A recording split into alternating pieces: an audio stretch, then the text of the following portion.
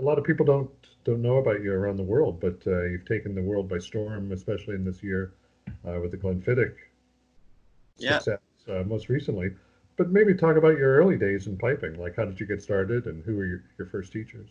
Cool. So my papa was a pipe band snare drummer in the local pipe band, comedy pipe band, so I got dragged about listening to the pipe bands when I was, 3, 4, 5, and I always wanted to be a piper after that. So I started going to the comedy pipe band, and they kind of started me off on the chanter, and then I was kind of my mum and dad started to seek private tuition locally. So it was a man called Jim Barnes that started me off properly, um, and started to push me in the direction of competitions and stuff. Uh, Okay. yeah, so that's how at the very start. That's how that's what I did. Yeah, and you started going to the National Piping Center and for lessons with Margaret Houlihan, Yeah, Margaret Dunn, yeah. at some point. How Aye. old were you at that point? So after I went to gym, I went to Ronnie Clark in Crieff, and he started me on Peabrush. But I started kind of going to the piping schools at the piping centre when I was about 7 or 8, and I remember getting Margaret for the first time there, and I don't know why, but I just kind of I really liked the way she was teaching me, so I was like, oh, I'm gonna go to her. That was I probably started with Margaret when I was 8, um, and that's went on uh, to now really. So yeah, Great. So it was just kind of by happenstance that you were paired with Margaret, and it all worked out. pretty much yeah. Oh, that's great. So what about leading up to competition? I mean, since you've been playing in the sort of non-juniors after you turned 18, and now this year you've had such a great success, winning the Masters March to Spey and Reel and the gold medal and the March to Spey and Reel at the Glenfiddich. Maybe talk a little bit about your preparation. What do you do? What have you done to prepare for those? Yeah, I think all the hard work was done when I was younger. I put a lot of work when I was kind of going through my teens and even before that. So nowadays it's really just there's not a lot that I need to do, but it's just kind of steady practice, keep it going, um, but there isn't too much battering the pipes for hours and hours on end anymore, which is kind of nice. It's more like relaxed that way. So yeah, Yeah, maybe on that topic, how do you stay relaxed? And it must, picturing those sorts of big stages for solo competition. How are you able to keep it all together? I think I've been doing it that long that I don't I don't really get nervous, and I never have. So it's good that I've done it since I was a wee boy.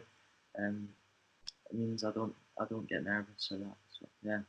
So even for the Glenfiddich, you weren't first time at the I've Glenfiddich. actually I quite enjoyed it. It was nice being up there. I always that's what I always wanted to do, and um, I thought there's no point in being nervous for it. Might as well just enjoy it. Right. Uh, you also play with a really a folk group Yeah, that's doing really well, and you're touring around, and you play other instruments, I believe, the whistle. yeah. How has that contributed to your Highland piping? I feel because I picked up the flute when I was at university at the conservatoire, and you just you get a better feel for the music. I noticed when I started playing other types of music that it really did help with just playing marches, strathspeys and reels. Um, you just kind of understand it a bit more feeling. Before it was kind of robotic. You didn't really know what you were doing. It was taught into you kind of way, but nowadays, I feel more at home playing them. So you really feel comfortable on the stage and with other instruments, and Yeah, do you prefer playing in the group or solo, or is it all equal or? yeah, they're both so different, and it's a totally different way of playing as well. So it's kind of nice having both. Yeah. Yeah. Uh, what about your ambitions? Where do you want to take your piping? Are you out to beat all kinds of records? You're on your way to, it's a great start so young in your career. Yeah. Well, I had an interview when I was younger, and it was piping today. And what I said then is that I wanted to win the Glenfiddich more times than Willie McCallum, but I'm not sure if that'll happen. I'll try my best. But I'd like to do as well as possible. I put so much work in, and it'd be a shame to let it all go. So, Yeah. um, aye, yeah, Your dad is your it seems like your greatest supporter. yeah. Uh, what's his role been in in your career so far? He's been amazing. All my family, my mum as well, because they drove me to lessons every week and pipe band practices and youth band practices, and I wouldn't have been able to do it. I wouldn't be here at all if it wasn't for them. Um, so yeah, really grateful. Excellent. And do you have any advice for up and coming younger pipers who are looking to Connor Sinclair for inspiration? Um, just practice and enjoy it. That's the main thing. Um, there's no point in doing something if your heart's not in it. So, just practice and enjoy it. That's it. All right. Well, thanks a lot, Connor. Really appreciate the time and all the best to you in your career in piping. Cheers.